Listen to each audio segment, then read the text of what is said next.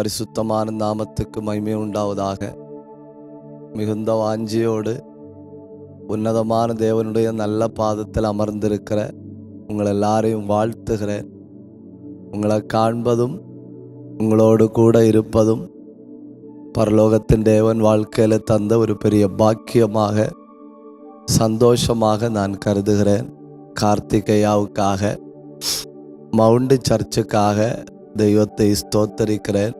தேசத்தின் எழுப்புதலுக்காக எப்படியாவது ஜனங்கள் தேவனால் தொடப்பட வேண்டும் என்கிற வைராக்கியத்தோடு நீங்கள் எடுக்கிற எல்லா முயற்சிகளையும் கர்த்தர் கைகூடி வர பண்ணுவாராக என்று நான் ஜெபித்து கொள்ளுகிறேன்.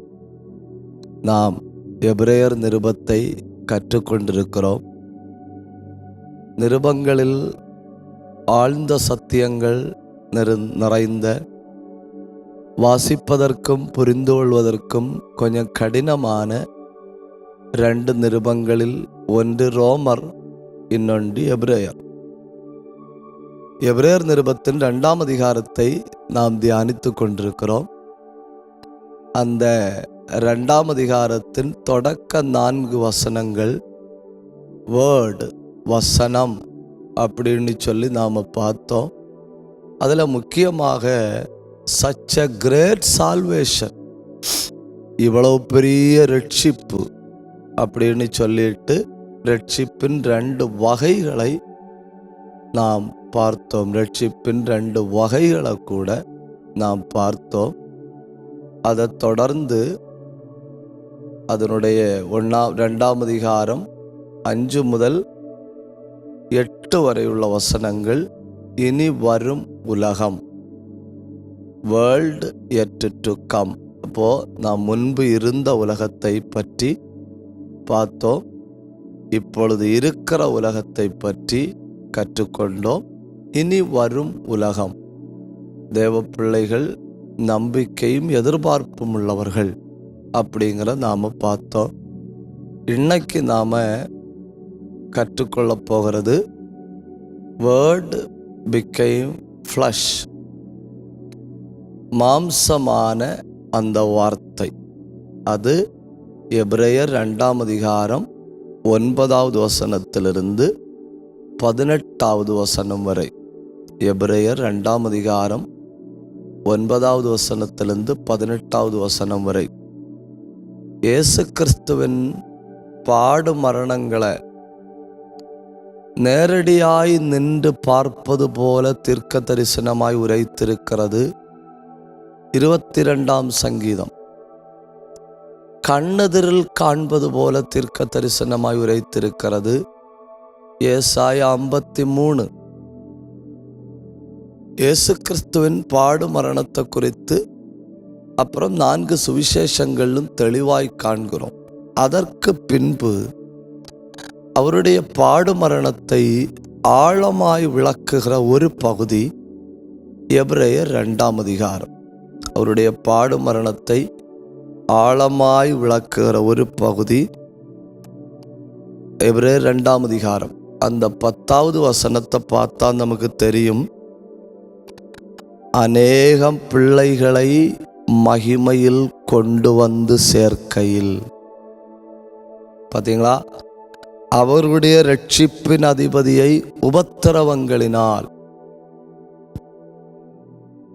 அவருடைய ரட்சிப்பின் அதிபதியை உபத்திரவங்களினால், அதாக நாம் இன்னைக்கு பார்க்க போறது இயேசு கிறிஸ்து அடைந்த உபத்திரவங்கள். பைபிளில் இருந்து ஒரு முக்கியமாக 7 வகை உபத்திரவங்கள். அவருடைய உபத்திரவங்களை பல வகைகளாக நாம் பிரிக்கலாம். அது எப்படின்னா, 1 persecuting the body, சரீரத்தை உபத்திரவப்படுத்துதல். 2 persecuting the mind, மனதளவில் உபத்திரவப்படுத்துதல். 3 persecuting the respect and honor, அவருடைய மகிமையின் கனத்தையும் உபத்திரவப்படுத்துதல். அப்போ சரீரத்தில் உபத்திரவம், மனதில் உபத்திரவம், அவருக்கு இருக்கிற அந்த புகழ் இருக்கு இல்லையா, அந்த புகழுக்குண்டான உபத்திரவம். இப்படி 3 வகையில் நாம் அவருடைய உபத்திரவங்களை பார்க்க முடியும். இந்த 3 வகை உபத்திரவங்களும் நமக்கு வரும். ஒன்றாவது ஒவ்வொன்றாக நாம் பார்க்க போகிறோம்.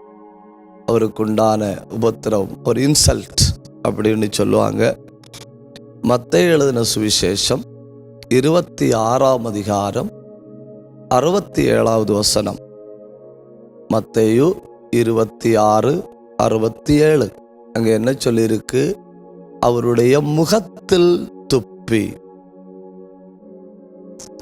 அவருடைய முகத்தில் துப்பினார்கள். இது சரீரத்துக்குண்டாகிற உபத்திரவம் அல்ல, இது மனதுக்குண்டாகிற உபத்திரவம் அல்ல. It's an insult to the respect. இது ஒரு வகையான அவமானப்படுத்துதல். அவருடைய முகத்தில் துப்பினார்கள். எல்லா நேரமும் சத்ரு நம்மளை வியாதிப்படுத்துவான், படுக்கையில் போடுவான் அப்படின்னு நினைக்கக்கூடாது. ஏன்னா சத்ரு நம்ம படுக்கையில் போட்டிருந்தாலும் நம்ம மனதளவில் தைரியமாக தான் இருப்போம். அதனால் நம்முடைய சரீரத்தை தாக்குவதற்கு முன், தயவு செஞ்சு நீங்கள் புரிஞ்சுக்கிடணும், நம்முடைய சரீரத்தை தாக்குகிறதற்கு முன் சத்ரு முதல்ல நம்மளை அவமானப்படுத்த பார்ப்பான். நம்மை அவமானப்படுத்தின பின்பு தான் அவன் நம்முடைய சரீரத்தை தாக்குவதற்கே வருவான். Not directly hitting the body. உதாரணம் சொன்னா, ஒரு மனுஷனை சத்ரு நேரடியாக கொல்ல கூட மாட்டான், அவமானப்படுத்தி கொலை பண்ணுவான். ஏன்னா இப்போ ஒரு அடியா கொலை பண்ண ஒரு ஆள் என்ன ஆகுது? இரத்த சாட்சி ஆகுது. அவமானப்படுத்தி கொலை பண்ணுனா இந்த அவமானம் வருது இல்லையா, இவரால் ரட்சிக்கப்பட்டவர்கள் இருக்கிறாங்க இல்லையா, அவங்கள யோசிக்க வைக்கும். ஓ, இது உண்மையா இருக்குமோ, இது உண்மையா இருக்குமோ, உண்மையா இருக்குமோ, இவர் இப்படி செஞ்சிருப்பாரோ. பார்த்தீங்களா, நம்மால் ஆதாயம் பண்ணப்பட்ட நூற்றுக்கணக்கான ஆத்துமாக்களுக்கு இடரலை உண்டாக்கிவிட்டு நம்மை அழிப்பான். இப்போ நம்மை அவமானப்படுத்துறது என்னதற்காக? நம்ம மனதளவில் பாதிக்கப்படணும். நம்ம மனதளவில் பாதிக்கப்படணும் என்பதை விட நம்மால் ஆதாயம் பண்ணப்பட்டவர்கள் எப்படியாவது இடரல் அடையணும். ஒரு ஊழியர் ஒரு இடத்துல ஊழியம் செய்ய கடந்து போய் கிட்டத்தட்ட அந்த தேசத்துல 100-150 ஆத்துமாக்களை ஆதாயம் பண்ணினார். ஆதாயம் பண்ணி ஃபர்ஸ்ட் சர்ச் டே செலிப்ரேஷன், முதல் சபை நாள் விழா கொண்டாடுறாங்க. 400க்கு பக்கத்தில் ஆட்கள் வந்து உட்கார்ந்துருக்கிறாங்க. 400க்கு பக்கத்தில் ஆட்கள் வந்து உட்கார்ந்துருக்கும்போ கூட்டம் பயங்கரமாக நடக்கிறது. அவருக்கு ஒரு எஸ்டீம் ஜாய், ஒரு உள்ளுக்குள்ள ஒரு சந்தோஷம், ஒரு உணர்வு சந்தோஷம். அவர் எழும்பி நின்று, இந்த இடத்துல எப்படி ஊழியத்துக்கு வந்தேன், எப்படி தரிசனம் கிடைத்தது அப்படின்னு எல்லாம் சொல்ல தொடங்குறாரு. சொல்ல தொடங்கின உடனே ஒரு பெண்மணி பின்னால இருந்து மேடைக்கு வருது. பின்னால இருந்து மேடைக்கு வந்த அந்த பெண்மணி ஒரு பச்சை பிள்ளைய, ஒரு பச்சிளம் குழந்தைய இவருடைய கையில கொடுக்குது. இவருடைய கையில கொடுத்த உடனே இவர் கையை நீட்டி வாங்குறாரு. இவர் கையை நீட்டி வாங்குற உடனே அந்த பெண்மணி சத்தமா சொல்லுது, இது உனக்கும் எனக்கும் பிறந்த பிள்ளை, நம்ம 2 பேருக்கும் மட்டும்தான் இது தெரியும்.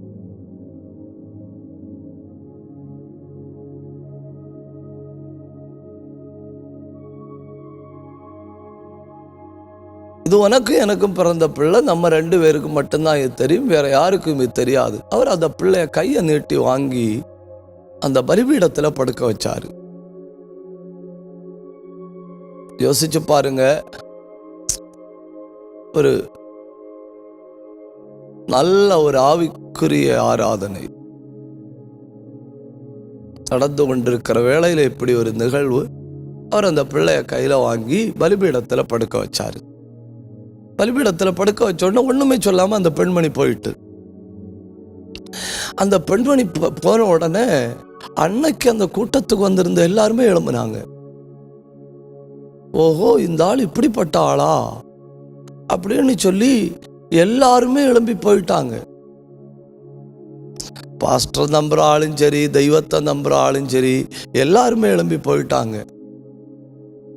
ஏதோ 2-3 பேர் இது உண்மையா இருக்காது அப்படின்னு சொல்லி அங்க உட்கார்ந்து இருக்கிறாங்க. இவர் ஒன்னும் சொல்லவே இல்லை. அந்த பெண்மணி சொல்ல வேண்டியதை சொல்லிச்சு. குழந்தைய கையில கொடுத்து இவர் வாங்கி பலிபீடத்துல படுக்க வச்சாரு. அந்த பெண்மணி போய்விட்டது. இவர் ஒன்னும் சொல்லல. வந்தவர்களும் எல்லாரும் போய்விட்டார்கள். அவர் இப்போ அங்க இருந்து அந்த பிள்ளைய வளர்க்கிறாரு, அங்க இருந்து ஊழியம் செய்கிறாரு. இப்ப இவர் இந்த பிள்ளைய கவனமா பார்த்துக்கிடும்போ ஊராருக்கு தங்கள் சிந்தை இன்னும் உறுதியாகுது. ஓ, இவர் இப்படி செஞ்சிருப்பாரு. அப்புறம் ஊழியம் வளரல, கொஞ்சம் பேர் வராங்க. 4 ஆண்டுகள் தாண்டி மறுபடியும் ஒரு சபை நாள் வைக்கிறாரு. அப்போ அந்த பிள்ளையும் கொஞ்சம் 4 வயசு ஆயிட்டு. 4 ஆண்டுகள் தாண்டி ஒரு சபை நாள் வைக்கும்போ அந்த பெண்மணி அந்த குழந்தைய கொண்டு கையில கொடுத்து இல்லையா, அந்த பெண்மணி ஊர்ல போய் எல்லார்ட்டையும் சொல்லுது, இன்னைக்குள்ள சபை நாள் கூட்டத்துக்கு நீங்க எல்லாரும் வரணும்.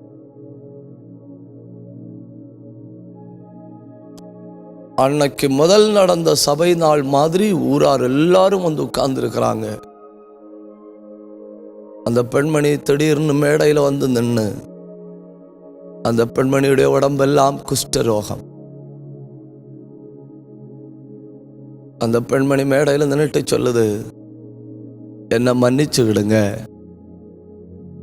உங்களுக்கு எனக்கு எந்த தொடர்பும் இல்லை, உங்களை எனக்கு தெரியவும் செய்யாது. இந்த இடத்துல ஊழியம் வளர்ந்து கொண்டிருக்கிறதுன்னு சொல்லி இந்த ஊழியத்தை உடைக்கும்படி 4-5 பேர் சேர்ந்து எனக்கு 1 லட்சம் ரூபா தந்தாங்க. 1 லட்சம் ரூபா தந்துட்டு நீ இப்படி செய்யணும் அப்படின்னு சொன்னாங்க. நான் ஒன்றும் தெரியாம அவங்க சொன்னபடியே செஞ்சேன். அன்னையிலிருந்து நான் நிம்மதி இழந்துட்டேன். நான் இப்போ குஷ்டரோகியா மாறிட்டேன். என்னை மன்னிச்சுக்கிடுங்க. அவர் எந்த தப்புமே செய்யல, எனக்கு அவரை தெரியவே செய்யாது. அவர் ஒரு தேவ மனுஷன். அந்த 4 ஆண்டுகள் அவர் ஊழியத்தை விட்டு ஓடி இருக்கலாம். அவர் என்னெல்லாம் செஞ்சிருக்கலாம். He could have done any step. ஆனால் அவர் தேவ செயலுக்காக காத்திருந்தார்.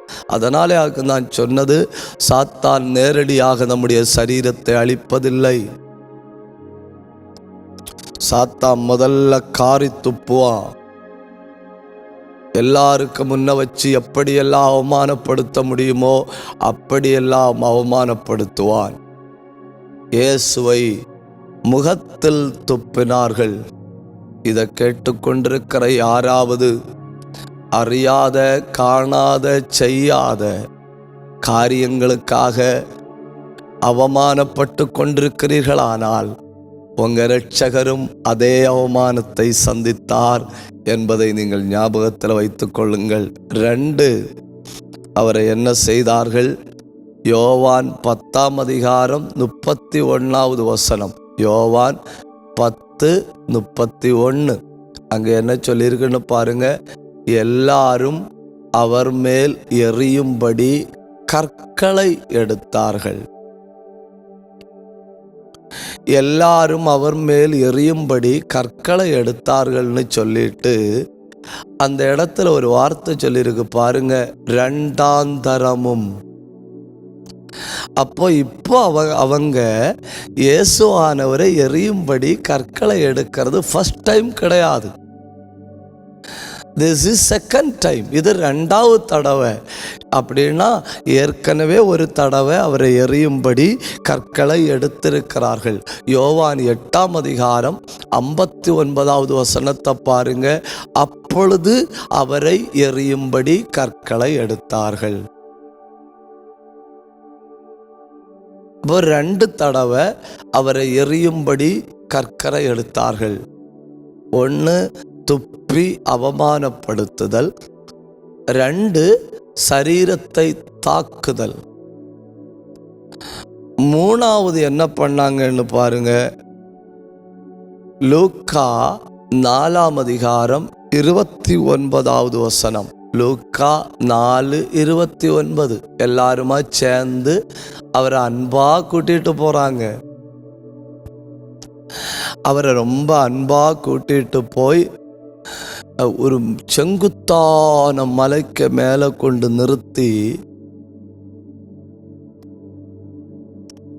அங்கிருந்து அவரை தலைகீழா தள்ளிவிட்டு கொல்ல பார்க்கிறார்கள்.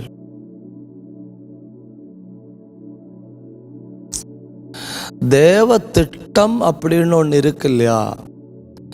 அந்த தேவ திட்டம் நிறைவேறுகிறது வரை,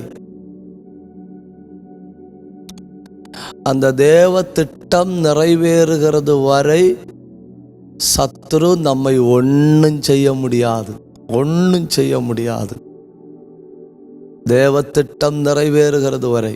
உதாரணம், லூக்கா 2ஆம் அதிகாரத்தில் பாருங்க. சிமியோன் அந்த பிள்ளைய தன் கைகளில் ஏந்தி கொண்டு சொல்லுகிறார், இப்பொழுதும் 10 அடியேன சமாதானத்தோடு போக விடுகிறீர். அப்படின்னா இதுவரை என்னை உயிரோடு வைத்திருந்தது உம்முடைய இந்த பிள்ளைய காண்கிற திட்டத்தை நிறைவேற்றும்படி நான் இந்த பிள்ளைய கையில் எடுக்கணும், நான் இந்த பிள்ளைய ஆசீர்வதிக்கணும், நான் தீர்க்க தரிசனம் சொல்லணும், இது என் மூலம் நடக்கணும் அப்படிங்கிற ஒரே காரணத்துக்காக என்னை இவ்வளவு பலவீனத்தின் நடுவிலையும் உயிரோடு வைத்திருக்கிறீர். தேவ திட்டம் நிறைவேறி முடிகிறது வரை சத்துரு ஒன்றும் செய்ய முடியாது. உதாரணம் 2, அதே லூக்காயில பாருங்க. அன்னாள் என்கிற இன்னொரு தாய், அந்த உயிரும் கூட்ட விட்டு போகாம கூட்டுக்குள்ள இருக்கு. ஏன்? இஸ்ரவேலின் ஆறுதல் வர காத்திருக்கிறாள். இஸ்ரவேலின் ஆறுதலை காண்பதற்கு முன் நீ மரிப்பதில்லை என்கிற ஒரு வாக்கு தத்தம்.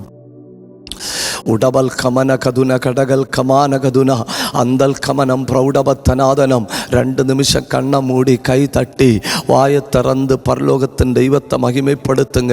தரிசனத்தின் வழியாகவோ, தீர்க்க தரிசனத்தின் வழியாகவோ, தெய்வீக ஆலோசனையின் வழியாகவோ, தேவ ஊழியக்காரர்கள் வழியாகவோ, தேவ வசனத்தின் வழியாகவோ பரலோகத்தின் தேவன் உங்களை குறித்து ஒரு திட்டத்தை வெளிப்படுத்தினது உண்டானால் அந்த திட்டம் நிறைவேறுகிறது வரை உங்களை சுற்றி என்ன நடந்தாலும், உங்களுக்கு எதிராய் நடந்தாலும், உன் பக்கத்தில் 1000 விழுந்தாலும், உன் வலதுபுறத்தில் 10,000 விழுந்தாலும் சத்துரு உங்களை ஒன்றும் செய்ய முடியாது. ஏன்னா தேவ திட்டம் நிறைவேறிய தீரும். 2 நிமிஷம் கை தட்டணும், வா திறக்கணும், ஆவியில நிரம்பணும், தெய்வத்தை உயர்த்தணும். உடரபல சக்கரபல பரபலபா ரேந்தல் கனாதர பலபா. ஒரு பலத்த அபிஷேகத்தை தான் உணர்றேன், ஒரு பயங்கர தேவ பிரசன்னத்தை தான் உணர்றேன். ஆவியான ஒரு வல்லமையோட அசைவாடுவதை நான் உணர்கிறேன். தேவையில்லாத சில டென்ஷன்கள் எடுத்து எறியப்படுகிறது, தேவையில்லாத சில கவலைகள் எடுத்து எறியப்படுகிறது, தேவையில்லாத சில மனபாரங்கள் எடுத்து எறியப்படுகிறது. ரூடாபா காராபா லியாந்தரபஷே அல்கமனே அல்கராத்தராரியாந்தராதியா உடல் மனாதன பிரௌடபல் கபனகதுனி ரெந்தல் கனாதன சந்தரபலவா ரேக்காலாதரி தரதலவா. ஆனபடியால் நாங்கள் சோர்ந்து போகிறதில்லை.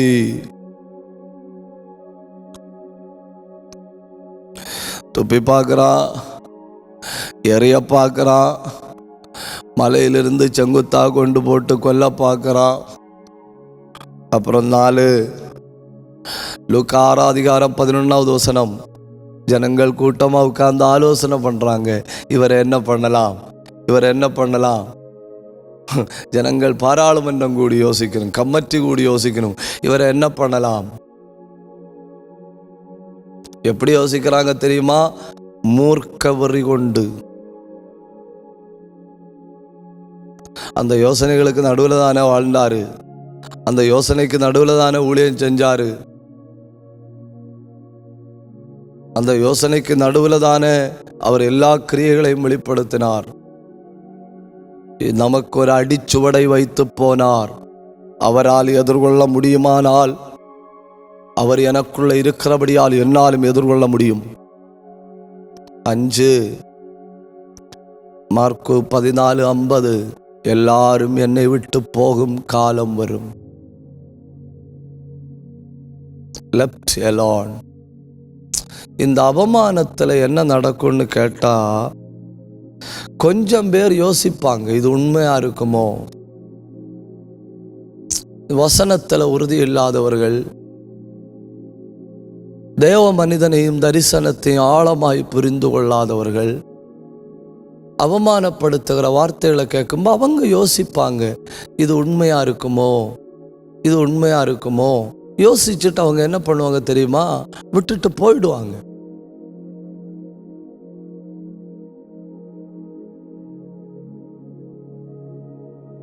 கூட இருக்கிற 11 பேரை விட்டுட்டு போக வாய்ப்புண்டு. குஷ்டரோகத்திலிருந்து விடுதலையானவனும் விட்டுட்டு போக வாய்ப்புண்டு. கண்கள் திறக்கப்பட்டவனும் விட்டுட்டு போக வாய்ப்புண்டு. உயிரோடு எழும்பின நாயுனூர் விதவையின் மகனும் விட்டுட்டு போக வாய்ப்புண்டு. எல்லாரும் என்னை விட்டு போகும் காலம் வரும்.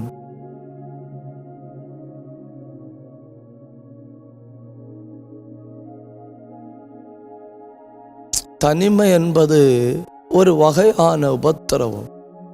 Isolated.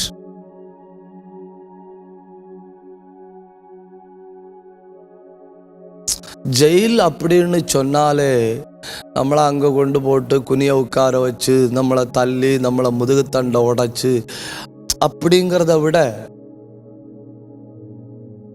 Everyday we are isolated. ஒவ்வொரு நாளும் தனிமைப்படுத்தப்படுறோம். உலகத்தில்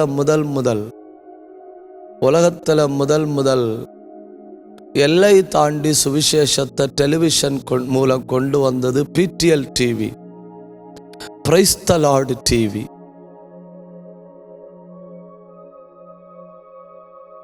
ஜிம் பேக்கர், அவரு கொஞ்சம் குள்ளமான ஒரு மனுஷர்.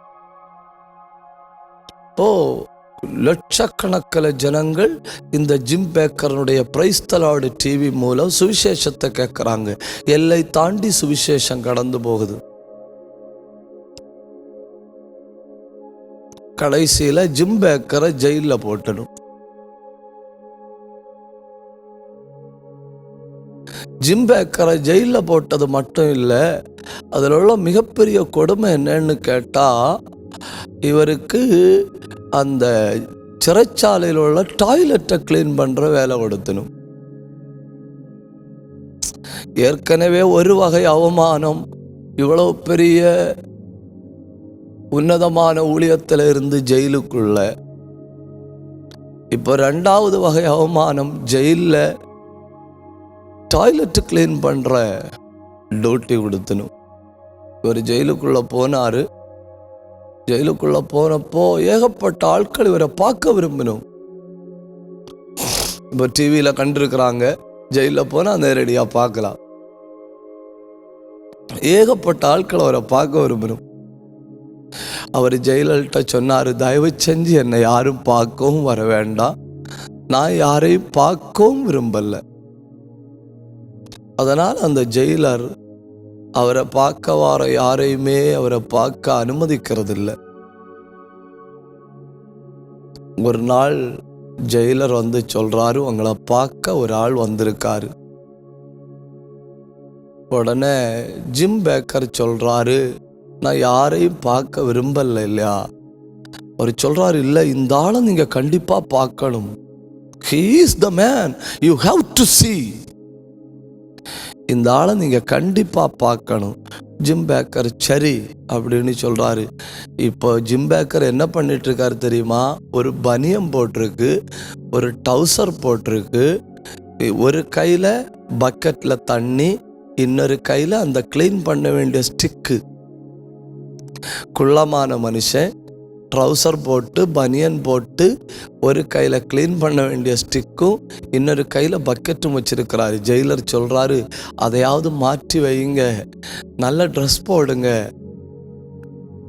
உங்களை பார்க்க வாரவர் அவ்வளோ பெரியவர். உடனே அவர் சொல்கிறாரு, யார் வந்தாலும் பரவாயில்லை, இப்படியே பார்த்துட்டு போட்டு. இவர் இப்படி நிற்கும்போ உள்ள வாரது வெண்மையான நீல நிற கண்களை உடைய, உலகத்தில் எல்லா மனுஷனும் அன்னைக்கு பார்க்க விரும்புகிற doctor Billy Graham. Doctor Billy Graham ஜெயிலுக்குள்ள ஏறி வாராரு ஜிம் பேக்கரை பார்க்கும்படி. ஓடி வந்து அப்படியே கட்டி பிடிச்சாரு. கட்டி பிடிச்ச உடனே 2 பேரும் கண்ணீர் விட்டணும். 2 பேரும் கண்ணீர் விட்டார்கள். அப்புறம் பில்லி கிரஹாம் போயிட்டாரு. ஜிம் பேக்கர் விடுதலை அடைந்தார். விடுதலை அடைந்த பின்பு ஜிம் பேக்கர் சொல்றாரு, என்னை ஜெயிலுக்குள்ள போட்டப்போ எல்லா மேகசீன்லையும் என்னை எவ்வளோ கேவலப்படுத்தலாமோ அவ்வளோ கேவலப்படுத்தினார்கள். எல்லா டெலிவிஷன் ஷோயிலையும் என் பேரை சொல்லிய ஷோ நடத்தினார்கள். ஆனால் ஒரே ஒரு சுவிசேஷகன் நான் இருக்கிற இடம் மட்டும் வந்து என்னை கட்டி அணைத்ததை என் வாழ்க்கையிலே மறக்க முடியல.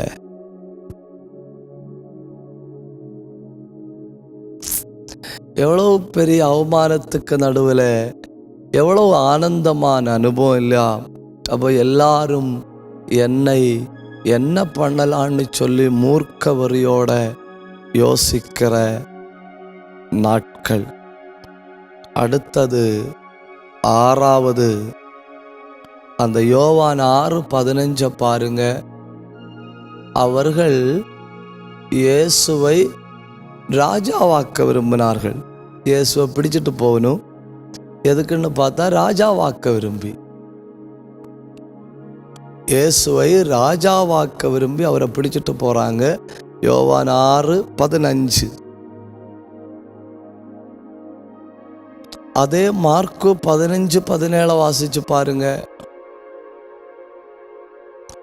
ராஜாவாக்க விரும்பி பிடித்து கொண்டு போனவர்கள் தலைக்கு மேல முட்கிரீடத்தை வைத்து கொடுத்தார்கள்.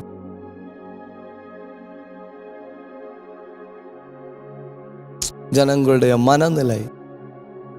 கொஞ்சம் முந்தி இவரை ராஜாவாக்க பார்த்தாங்க, இப்போ இவருடைய சிரசில முள்முடியை வைத்து கோலால் அடித்து யூதருடைய ராஜாவே நீர் வாழ்க அப்படின்னு சொல்றாங்க. இவ்வளவுதான் உலகம், இதுதான் உலகம். நான் வாழ்கிற உலகத்தை பற்றி நமக்கு சரியான ஒரு பார்வை இருந்துன்னு வைங்க, யார் என்ன சொன்னாலும் நாம கண்டுகிட மாட்டோம். யானைக்கு மேல உட்கார்ந்து இருக்கிறவனை பார்த்து நாய் குறைக்கிறது போல, அவ்வளவுதான். புரியலையோ?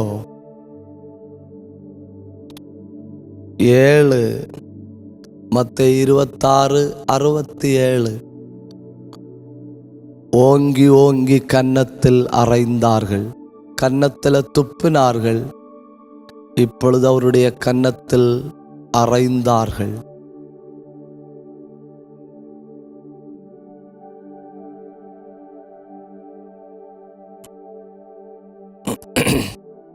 இப்போ இயேசு இடத்துல கேட்டால் இயேசு என்னெல்லாம் சொல்லியிருக்கலாம் இல்லையா?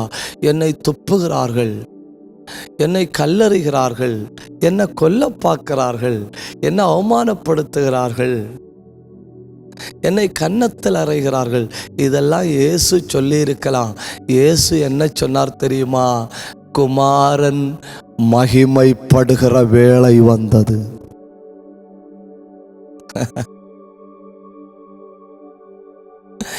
உலகம் சொல்லுது அவமானப்படுத்துகிறேன், இவர் சொல்கிறாரு மகிமைப்படுறேன். என்ன பயங்கரம் இல்லையா? அவங்க சொல்லணும் கல்லறிஞ்சு கொல்ல போகிறேன், இவர் சொல்கிறாரு மகிமைப்படுகிறேன். அவங்க சொல்லணும் அவமானப்படுத்தாமல் விடமாட்டேன், இவர் சொல்கிறாரு மகிமைப்படுகிறேன். அப்படின்னா சத்துரு நம்மை எரியும்படி எடுக்கிற ஒவ்வொரு கற்களையும் இங்கே கவனிங்க, நம்மை எறியும்படி சத்துரு எடுக்கிற ஒவ்வொரு கற்களையும் ஆண்டவர் என்ன மாற்றாரு தெரியுமா? Stepping stone. எவ்வளோ நல்லா இருக்குல்ல.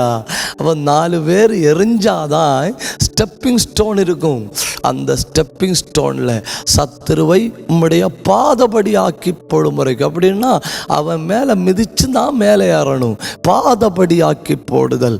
Every stone that people throw against you is a stepping stone. If you understand that, you will praise God.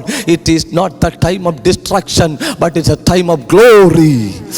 ராகதன கமல் கமனம் அந்தூரபதன கை தட்டி வாயை திறந்து, இது அவமானப்படுகிற வேலை இல்லை, இது மகிமைப்படுகிற வேலை, இது தனிமைப்படுகிற வேலை அல்ல, இது தேவ பிரசன்னத்தை உணர்கிற வேலை.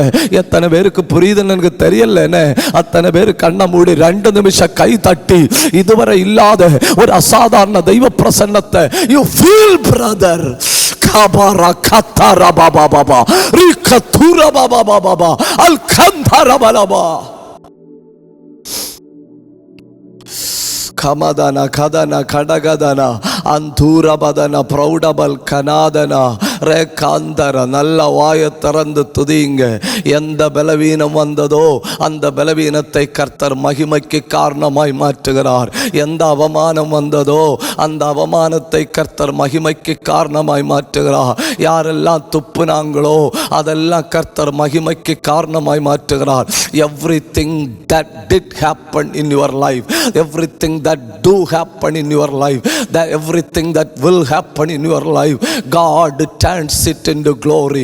உங்க வாழ்க்கையில நடந்தவைகளை எல்லாம், உங்க வாழ்க்கையில நடந்து கொண்டிருக்கிறவைகளை எல்லாம், உங்க வாழ்க்கையில நடக்க போகிறவைகளை எல்லாம் தேவன் தம்முடைய நாமத்தின் மகிமைக்காய் மாற்றப் போகிறார். அப்படின்னு சொன்னா எத்தனை பேர் உண்மையிலே பரிசுத்தாவின் நிறைவில் தெய்வத்தை மகிமைப்படுத்த முடியும்? நேற்றைக்கு எனக்கு நடந்தது எனக்கு அவமானம், ஆனால் தேவ மகிமைக்காய் இன்றைக்கு எனக்கு நடக்கிறது எனக்கு அவமானமாய் தோன்றினாலும் தேவநாம மகிமைக்காய்.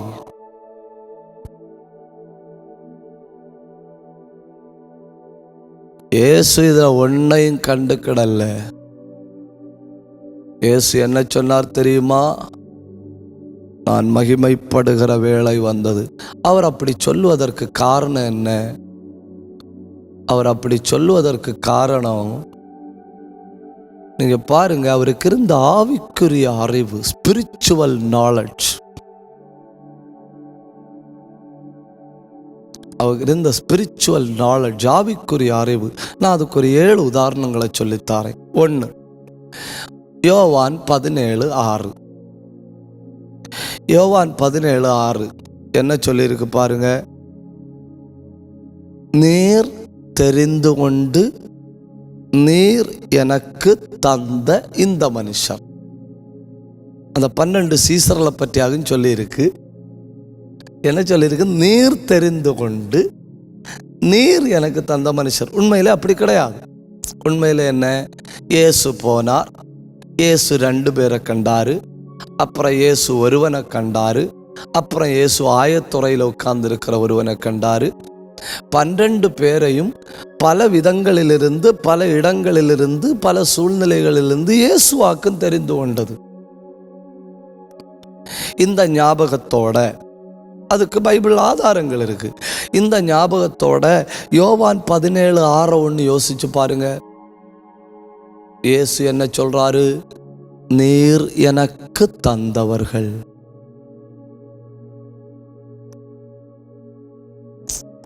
ஏதோ ஒரு மீடியா, ஏதோ ஒரு வழி, யூடியூப் வழியோ, டிராக்ட் வழியோ, வாட்ஸ்அப் வழியோ, இல்லை பிரசங்கத்தின் வழியோ, டெலிவிஷன் வழியோ நாம் அவங்கள கண்டோம். அது உண்மை, அது நேரடியாக உண்மை. ஆனால் மறைமுகமான உண்மை என்ன? ஆண்டவர் நமக்கு தந்தவர்கள். Every believer in the church is given by God. Everyone in your congregation is given by God. உங்க சபையில் இருக்கிற அத்தனை பேரும் தேவன் தந்தவர்கள். உங்க வீட்டில் உள்ள அத்தனை பேரும் தேவன் தந்தவர்கள். இயேசு சொல்றாரு, நீர் எனக்கு தந்தவர்கள். அந்த அறிவு நான் ஆதாயம் பண்ணினவர்கள் அப்படின்னு இல்லை. நான் காடு மலை ஏறி சம்பாதிச்ச ஆத்துமாக்கள் அப்படின்னு இல்லை. நான் கண் விழிப்பிலையும் உபவாசத்திலையும் முழங்காலை நின்று கண்ணீர் விட்டு சம்பாதித்தவர்கள் அப்படி கிடையாது. அது ஒரு பக்க உண்மை. ஆனால் உண்மையான உண்மை, இவர்களெல்லாம் நீர் எனக்கு தந்தவர்கள் என்கிற அறிவு. Everything, everyone in your life, whether comes or goes, whether comes or hurts, whether comes or joins, உங்கள் வாழ்க்கையில் வருகிற ஒவ்வொரு நபர்களும் வந்து ஒட்டி கொள்ளுகிறார்களோ, வந்து குத்துகிறார்களோ, வந்து சேர்ந்து கொள்கிறார்களோ, வந்து வேதனைப்படுத்துகிறார்களோ, வந்து நின்று கொள்கிறார்களோ, வந்து பிரிந்து போகிறார்களோ, ஆனால் வாழ்க்கையில் வருகிற ஒவ்வொரு நபர்களும் தேவன் அனுமதித்தவர்கள்.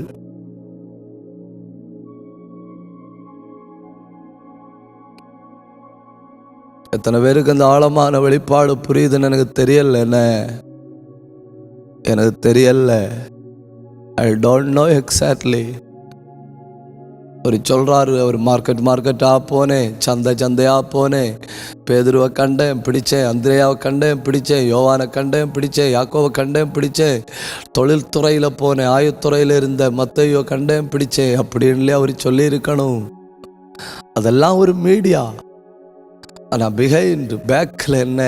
நீர் எனக்கு தந்தவர்கள்.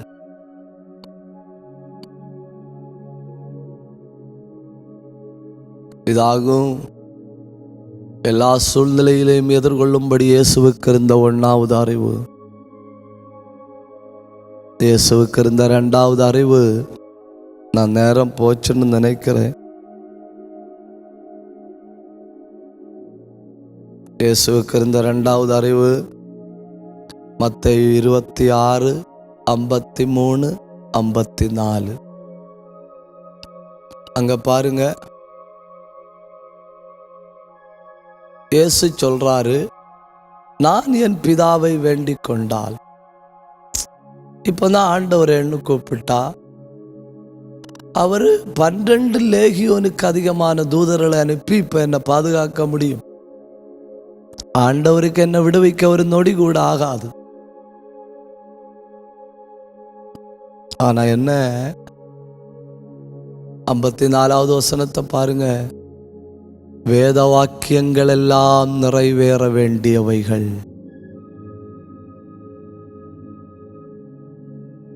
ஒன்று, என்னிடத்தில் இருப்பவைகள் எல்லாம் நீர் தந்தவைகள். 2, every word written in the word of God.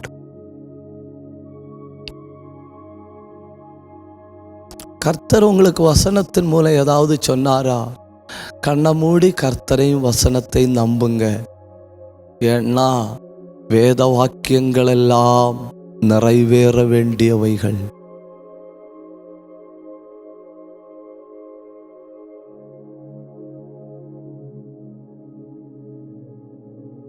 ஏசாயா 53 சொல்லி இருக்கிறது நிறைவேற வேணும். ஆதியாகமம் 3:15 சொல்லி இருக்கிறது நிறைவேறணும். சங்கீதம் 22 சொல்லி இருக்கிறது நிறைவேறணும். வேத வாக்கியங்கள் எல்லாம் நிறைவேற வேண்டியவைகள். வேத வாக்கியங்கள் எல்லாம் பேச வேண்டியவைகள் மட்டுமல்ல, வேத வாக்கியங்கள் எல்லாம் வாசிக்க வேண்டியவைகள் மட்டுமல்ல, வேத வாக்கியங்கள் எல்லாம் கேட்க வேண்டியவைகள் மட்டுமல்ல. It has to be read, it has to be spoken, it has to be listened, it will fulfill. வேத வாக்கியம் பேசப்பட வேண்டியது, வேத வாக்கியம் வாசிக்கப்பட வேண்டியது, வேத வாக்கியம் கவனிக்கப்பட வேண்டியது, வேத வாக்கியம் நிறைவேற வேண்டியது. அந்த ஆழமான அறிவு. 3, இயேசுவுக்கு இருந்த 3வது முக்கியமான அறிவு, யோவான் 17:8. Every word that proceeded out of my mouth is yours.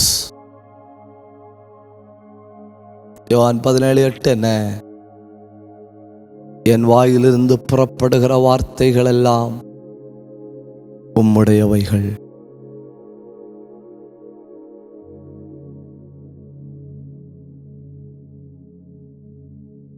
ஆவிக்குரிய இருதயமும் ஆவிக்குரிய சிந்தையும் ஆவிக்குரிய பார்வையும் ஆவிக்குரிய செவியும் நமக்கு இருந்தால் நம்முடைய வாயிலிருந்து புறப்படுவதெல்லாம் அவருடைய வார்த்தையா இருக்கும். ஒரு தடவோட தான் அந்த வார்த்தையை சொல்றேன். ஆவிக்குரிய சிந்தை, ஆவிக்குரிய இருதயம், ஆவிக்குரிய கண்கள், ஆவிக்குரிய கேள்வி இவ்வளவும் இருந்தால் நம்முடைய வாயிலிருந்து புறப்படுகிற வார்த்தைகள் எல்லாம் ஆவிக்குரியவைகளா இருக்கும். எவ்ரி வேர்ட், என் வாயிலிருந்து புறப்படுகிற வார்த்தைகள் எல்லாம் உம்முடையவர்கள்.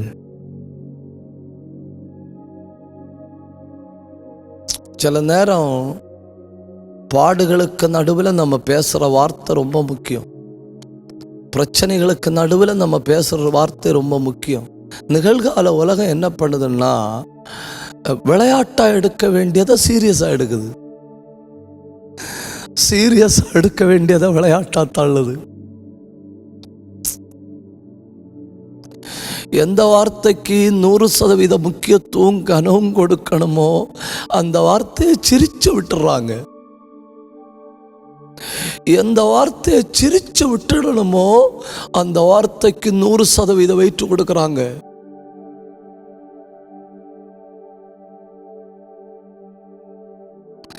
Humor has to be taken as humor. அது நிகழ்கால மனிதர்களுக்கு தெரியல. ஆனா சீரியஸா எடுக்க வேண்டிய காரியங்கள் இருக்கு இல்லையா, அதை சிரிச்சு தள்ளுறாங்க.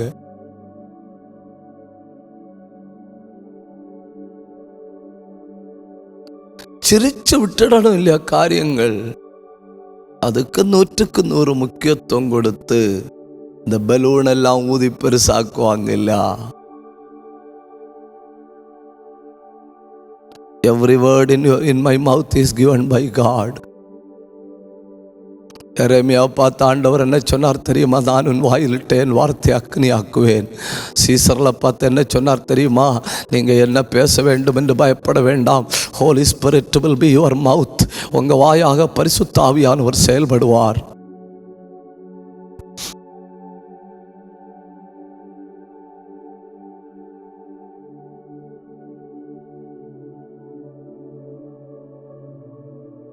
கண்களை மூடி பரலோகத்தின் தெய்வத்தை நோக்கி அத்தனை பேர் ஒன்று ஜெபிப்போமா? எல்லாரும் கண்ணை மூடணும். என்ன 2 நிமிஷம் எல்லாரும் அந்நிய பாஷை பேசணும். இந்த பைபிள் ஸ்டடியில் இன்னைக்கு நான் பலத்த தேவ பிரசன்னத்தை உணர்ந்து கொண்டிருக்கிறேன். கர்த்தர் யாரையோ திட்டமாய் தொடுகிறார், யாரையோ கர்த்தர் தெளிவாய் தொடுகிறார், யாரையோ கர்த்தர் உண்மையிலே உற்சாகப்படுத்துகிறார், யார் மேலேயோ ஒரு அசாதாரண அபிஷேகம் வந்து இறங்குகிறது. கண்களை மூடி வாயை திறந்து பெற்றுக்கொள்ளுங்க. எல்லாரும் வாயை திறக்கணும். 1 நிமிடமானாலும் பரவாயில்லை. எல்லாரும் ஆவியில நிரம்பணும். ரீபல் கபரபலப சந்தர பலபரபலபா. அவமானத்தின் குழியில நீ இறங்கி இருந்தால் இப்பொழுது கர்த்தர் உன்னை தூக்கி விடுகிறார். வேதனையின் குழியில நீ இறங்கி இருந்தால் இப்பொழுது கர்த்தர் உன்னை தூக்கி விடுகிறார். எல்லாரும் உன்னை மிதித்து தள்ளி இருந்தால் இப்பொழுது கர்த்தர் உன்னை தூக்கி விடுகிறார். மனுஷர் கல்லெறியும்படி கற்களை எடுத்தால் அந்த கற்களை பாதபடியாக்கி தருகிறார். மனுஷர் காரி துப்பினால் அந்த அவமானத்தை அங்கீகாரமாற்றுகிறார். ரகல சகதன கந்தல் கபாரபா ரேந்தமல் கனாதனம் பிரௌடபத்து நபலபா ரீதல் கபரபலபரபலபா. அத்தனை பேரையும் தொடுங்கப்பா. எல்லார் மேலும் உடைய வல்லமை இறங்கட்டும் அப்பா. உன்னதத்திலிருந்து ஆவி புறப்படுவதாக. பலவீனர்கள் பலப்படுவார்களாக, கட்டப்பட்டவர்கள் கட்டவிழ்க்கப்படுவதாக. நசரேனாகிய இயேசுவின் நாமத்தில் உன்னதத்திலிருந்து வல்லமை புறப்பட்டு அத்தனை உடைய பிள்ளைகளையும் தொடுவதாக என்று ஜெபிக்கிறேன். தொடும், பலப்படுத்தும். கார்த்திகையாவுக்காய், மவுண்டு சர்ச்சுக்காய், எல்லா தேவ பிள்ளைகளுக்காய், அவர் எடுக்கிற எல்லா முயற்சிக்காய் உமக்கு நன்றி. தொடர்ந்து பலப்படுத்தும். உடைய நல்ல நாமத்தை உயர்த்தும். தாழ்த்துகிறோம். இதன் பிள்ளையிலிருந்து செயல்படுகிற சகோதரர்களையும் சகோதரிகளையும் ஆசீர்வதியும். ஜெபத்தை கேட்டபடியால் உமக்கு நன்றி செலுத்தி இயேசுவின் நாமத்தில் ஜெபிக்கிறோம் நல்ல பிதாவே. ஆமென். ஆமென். கர்த்தர் உங்களை எல்லாரையும் ஆசீர்வதி.